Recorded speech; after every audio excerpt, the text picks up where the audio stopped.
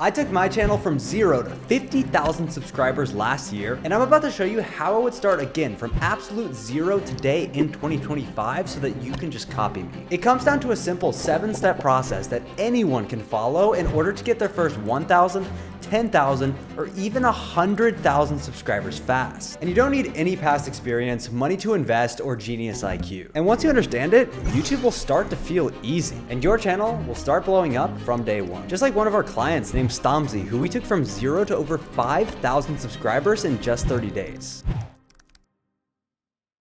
Now, the biggest problem that most YouTubers have is that they just aren't making the right videos. They make videos that they think will work, but not about topics that they're actually passionate about. And I know it's cliche, but on the journey to helping over 100 people hit 100,000 subscribers, this is the biggest thing I see keeping small YouTubers, well, small. To blow up your channel, you need passion. It should feel like your heart and your mind are working in unison, and you're letting the energy of the universe flow through you. And there is an ancient Japanese concept that actually helps you find this unique balance of heart, mind, natural talent, and market demand. And once you understand it, you'll not only be able to stay consistent, but make videos that people love to watch because they can literally feel your genuineness coming across the screen. It's called Ikigai, and it looks like this. And when you're trying to figure out your niche, you should look at these 4 factors: what you're good at, what you love, what you can be paid for, and what the world needs. And I want you to literally write these down right now. Look at it and then find the overlap of what's in between them. Now that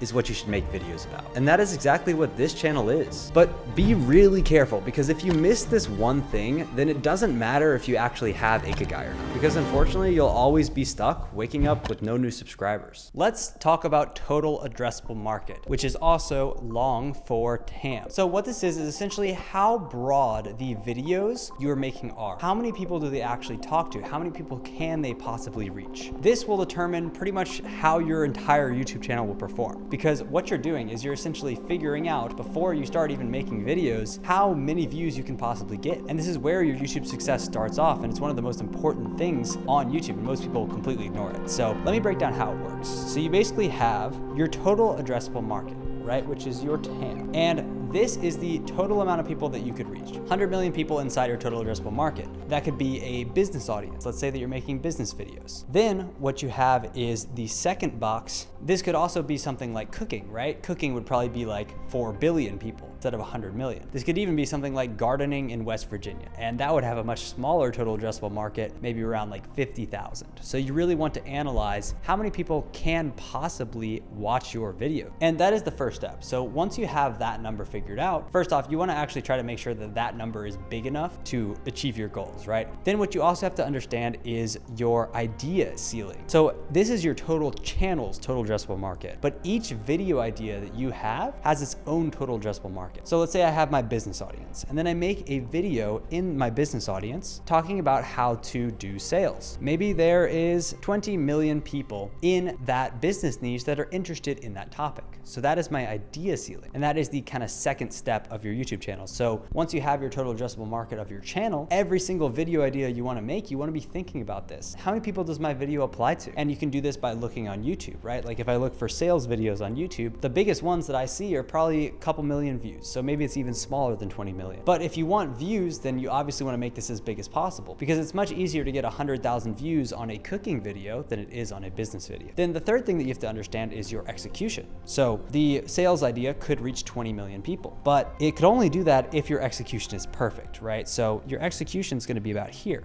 and maybe this will be 100K. Realistically, your execution is going to hold you back from reaching that total idea ceiling, which is that 20 million right there. Your video will only interest a certain amount of the people in the idea ceiling, right? And that's based off of your execution. What do you say in the video? How is it presented? How are your title and thumbnail? If all of these are not perfect, which it's pretty much impossible to make them all perfect, then you're never going to reach the full amount of the potential viewers that you have. But your goal is to make this execution as good as possible. So this 100K video, let's say we we had a better title and thumbnail, we did the video a little bit better, had better editing, better script writing, what we could do is essentially take that from 100K to maybe 200K, because that means that our execution was able to reach more of our idea ceiling. And this is really what YouTube success comes back to. And if you understand this concept, then it will put you ahead of most people. But you need to separate yourself from the 99% of other people trying to grow their YouTube channels. And there's actually something that I started doing last year that allowed me to go from 0 to over 50,000 subscribers. So in the next few minutes, I'm gonna break down what it is, how it works, and how you can use it to make content in a blue ocean. So on YouTube, we have something called red oceans and blue oceans. Now, red oceans are niches where there is a lot of demand, but also a lot of competition. So the attention is split, and in order to get views, you either have to spend a lot of time,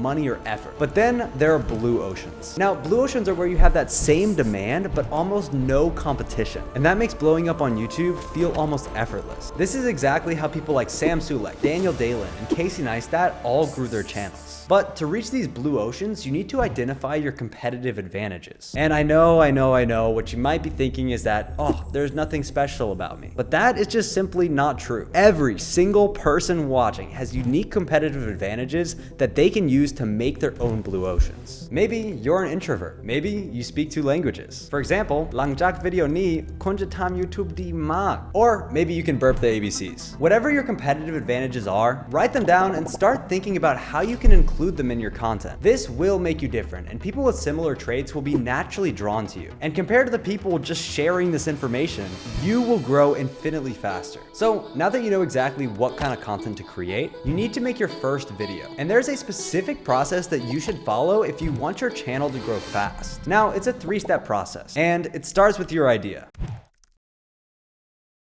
Now, most people just have an idea for a video and then they make it. But if you do this, then unfortunately, your channel will never grow. Ideas are the most important part of making YouTube videos. So you need to follow this process if you want to grow fast. Step 1, come up with a concept that you want to talk about. Step 2, go to the YouTube homepage and look for videos like this. Videos that have done exponentially better than others on a small YouTube channel. For example, our average video gets around 5,000 to 10,000 views. But this one video got over 500,000. This is called an outlier video. And if you plug your concept into this idea, then your video will do exponentially better. Let's say that your concept is how to learn Italian. You would plug that into this video, but then change it to, this is boring, but you'll become fluent in Italian fast. Boom. That video would do so well. And these outlier concepts are all over YouTube. Just go to any YouTube channel under 500,000 subscribers, filter by popular, and you will start to see them pop up. Now, there are tools to help with this as well that do this kind of research for you, like 1 of 10. That's my favorite one. I have an affiliate link to that in the description if you want to check it out. It doesn't cost you anything extra. I use them all the time.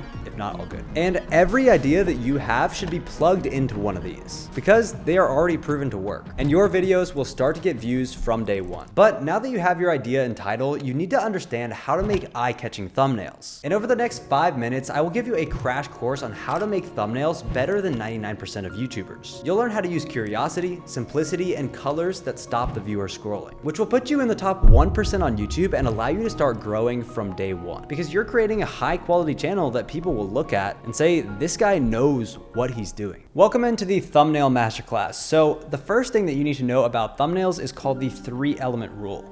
And what this is essentially tells you how to structure your thumbnails when you're going about making them, right? So a lot of people, when they start off, they'll end up doing something like this, where they'll have a person in the middle, right?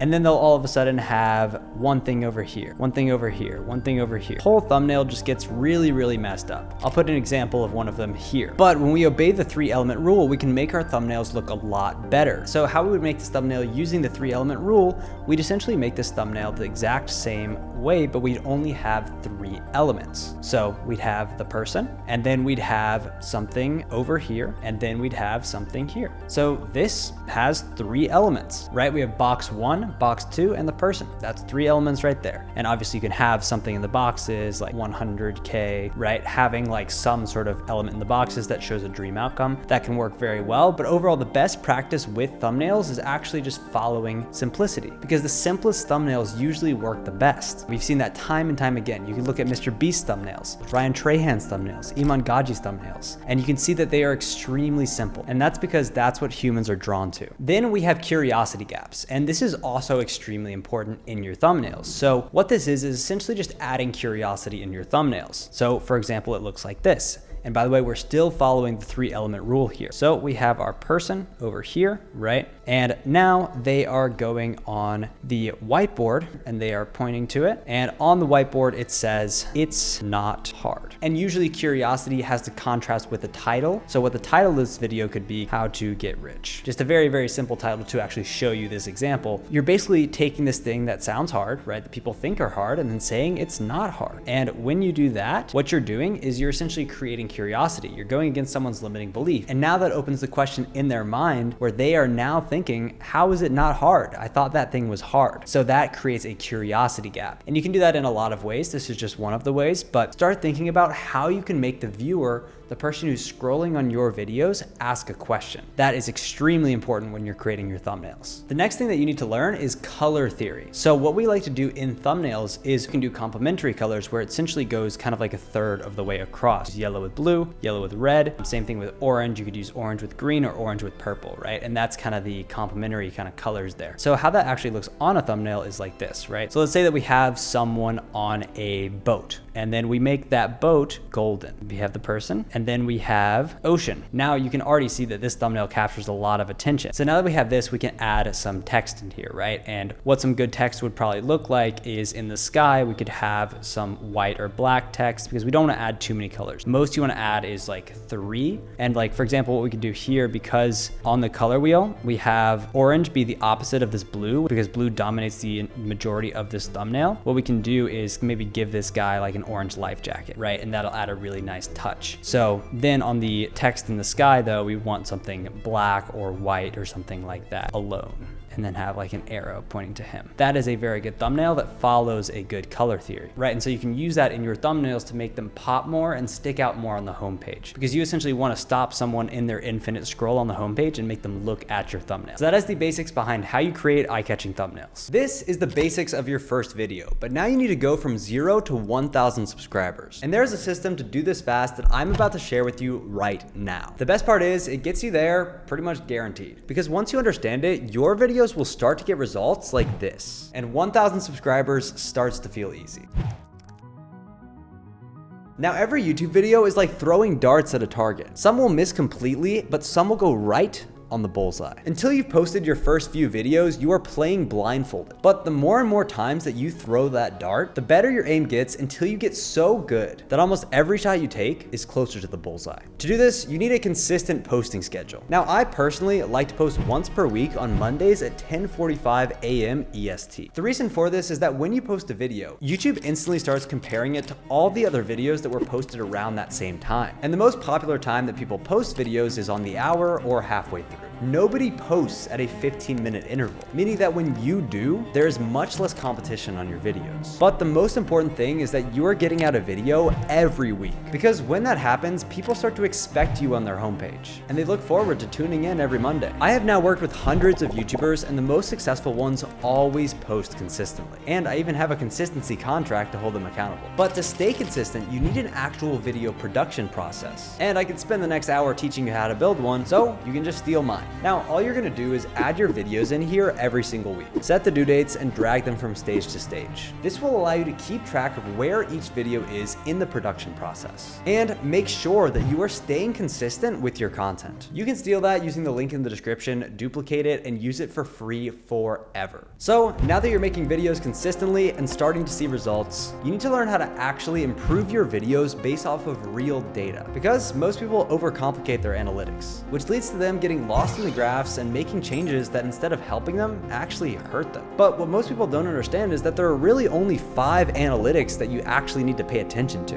And once you understand them, you'll be able to improve each video that you post, leading to more views, money, and eventually turning YouTube into your full-time thing. So I'm gonna hop over to the analytics dashboard and explain it all to you in under 5 minutes. Welcome into the analytics masterclass. So I'm gonna break down exactly how you need to think about your analytics, because most people do it completely wrong. They're looking at all of these metrics metrics that just don't tell them anything and just are not useful. So I'm gonna show you the only 5 metrics that you actually need to look at in order to make data-driven decisions from your YouTube channel. And once you understand it, it'll allow you to make better and better videos until you're starting to get videos that look like this. So the first thing that you need to understand is that impressions are king. Number 1 analytic that you need to track is impressions. Impressions are extremely important. The higher the impressions means the better the video was. Not necessarily better, but the better it did performance-wise. But you need to base the performance of your video off your impressions, right? So if a video has low impressions, what does that mean? It probably means that your video didn't target enough people. Deserves? Majority of the time, what that means, if the video's been out for like a month and your video just has low impressions, it means that something with your impressions is not right. Meaning that the topic was either too small of a total addressable market, it didn't reach as many people as it should have. So maybe your just topic was too niche, or maybe your thumbnail targeted the wrong kind of audience, something like that. Even if you have a high CTR, that could still be the problem. Or your title was too specific. Always look at impressions first. And if impressions are low, you should think about, why does this video have low impressions? Why does it have low impressions? Is it the title? Is it thumbnail? Is it just the topic itself? That's really what you need to look at to start off, right? Or does the content not apply to a broad audience, right? So that's number 1 thing. And what I like to typically look for is a CTR over 5%. But one thing that you have to understand is, as your impressions go up, if you have low impressions, then your CTR is going to be high. As your impressions go up, your CTR is slowly going to drop because it's getting broader and broader, meaning it's less specific. So if your CTR, when you're getting a lot of impressions, can hold above 5%, that's very, very good. In the beginning, when your video doesn't have that many impressions, usually you want to look at a CTR of around 10%. Now it is very niche specific. Like, you could be getting a 5% CTR and you're completely fine. But just like in the majority of most cases, in the first day or 2, you really want to aim above a 10% CTR. In education, it's usually around 7 if you're using an educational channel. In entertainment, it can be upwards of 15%. So it really is very niche specific and there's a lot of nuance to it, but I'd say a good benchmark is like 10% in the first day. And if it is below that, then it might be worth trying to look at changing the thumbnail if your impressions are not going up. If your impressions are going up, leave it. Even if it's a 1% CTR, leave that until the impressions stop going up. Some of my best thumbnails have had 2% CTRs, 1% CTRs that have gotten hundreds and hundreds of thousands of views. This one ended up staying over 5%, even with 7 million impressions, which is very impressive because over time, as impressions go up, CTR goes down. So normally this video would have something like a 2% CTR, but this was just a very good thumbnail and it held up, right? So when I first launched this video, it was over 9%, right? Which is, for my niche, is very, very good. So that is how to think about your CTR and kind of track that. But again, impressions comes first. Impressions are king. Always look at impressions before you look at CTR. Next thing that you're gonna wanna look at is AVD. So your average viewer duration and your average percentage viewed. So a pretty standard AVD to shoot for is 3 minutes and 30 seconds. This is a 305 AVD, which is not that good. That's not what we want. A lot of that comes down to video length. That's why longer videos right now are doing a lot better. For one, it's for TV viewership. There's a lot of nuances there. Videos that have over a 3 minute, 30 second AVD just typically do better because people are staying on the platform longer. YouTube prioritizes those videos. If you make a 25-minute video about the same topic you did something 10 minutes on, it could do exponentially better on the 25-minute version, just purely because the AVD was way higher, which isn't necessarily fair, but that's the game of YouTube, right? And you need to learn the rules of the game and play it correctly. Average percentage viewed, don't really need to look at that much. On a 10-minute video, if you can get that above 50, that's phenomenal. On an educational video, but on an entertainment video, anything above like 40%, 50% is like pretty solid. Mine is not even 50, it's probably like 40 something on most videos. On this one it wasn't, on this one it was 27, which is actually because of the amount of impressions it got. Again, as impressions rise, impressions are king. Higher impressions go, all the other metrics drop. So that's why this one has a lower AVD and a lower APV. And then what you also want to look at is this right here, which is essentially your retention graph. What you want to look for is anywhere that you see a spike or a drop, and then go back and watch that kind of video. What you can look at here is essentially this point right here. There's a little jump right here, a little jump right here, here, maybe here too.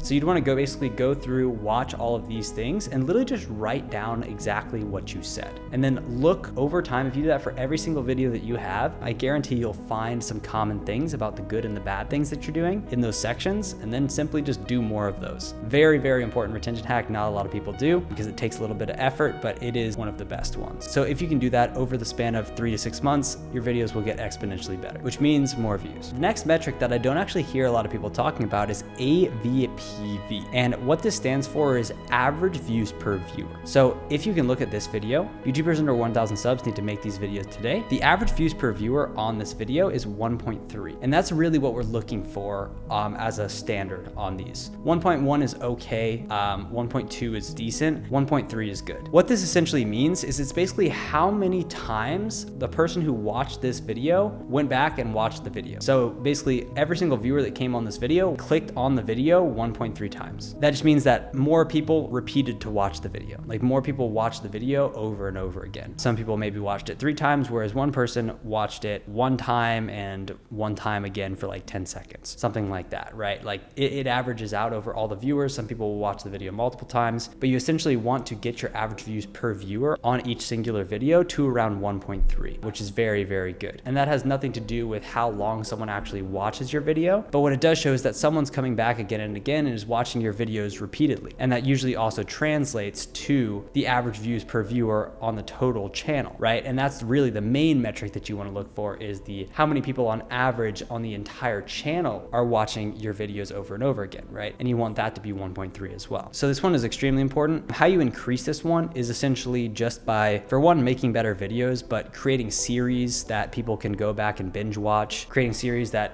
lead into one another, creating viewer pathways where people can basically go from one video to the next very seamlessly. So you make one video about how to get monetized, and then you make one video about YouTube AdSense, right? For my niche. Or if you're trying to make money online, you could do a video about how to build your website, and then you do one about how to run your first paid ad, right? Something like that. So that's AVPV, and very important metric to track. You have to go into your more advanced analytics to actually track that one. Then we have our audience data, and this one is also extremely important. This basically doesn't give you any actionable advice, but it does tell you more about your audience, which is the #1 most important thing when you're making YouTube videos. So you can look at videos that are growing your audience. You can look at channels that your audience watches, look at some of their videos, see what they're doing that you're not, try to improve and be better than them, because there's 2 ways to stand out on YouTube, is to be new or to be better. And if you can look at what they're doing, be better than them in a lot of areas, that's great. You'll definitely win that war. Then you look at audience retention. Then you can look at your age and gender as well. So see how many female versus male are on there. Then you can look at when your viewers are on YouTube. So this basically just tells you when to post. So you can see that there's like dark purple, mid to light purple, all of that. So you want to be basically post before like the lightest purple. So I basically want to post like any day of the week, like right there, which is around 7 p.m. my time because I'm in Bangkok. So that's that. And then you also can look at geographies, see where people are. So US is majority, right? Which is good. And then we also have watch time from subscribers. So this metric, if it's super high on people who are not subscribed, so by the way, super high means over 80%, then that just means you need to include a little bit more subscribed CTAs in your video. So for example, mine is 90%, which means I probably need to tell you to subscribe. So do that if you want to learn how to grow your channel to 100,000 subscribers. And if you track these metrics, then you are going to crush it on YouTube. So now that you know how to get your first 1,000 subscribers and start your YouTube career, you need to know how to go from 1,000 to 100,000. And that's exactly why I made a completely free YouTube course with over 6 hours of content going over everything that you need to grow from 0 to over 100,000 subscribers in 2025. And we give away everything that you need to grow a massive YouTube channel completely for free. So watch this video here where I'll show you what you'll learn, how to get access, and how you can use the information inside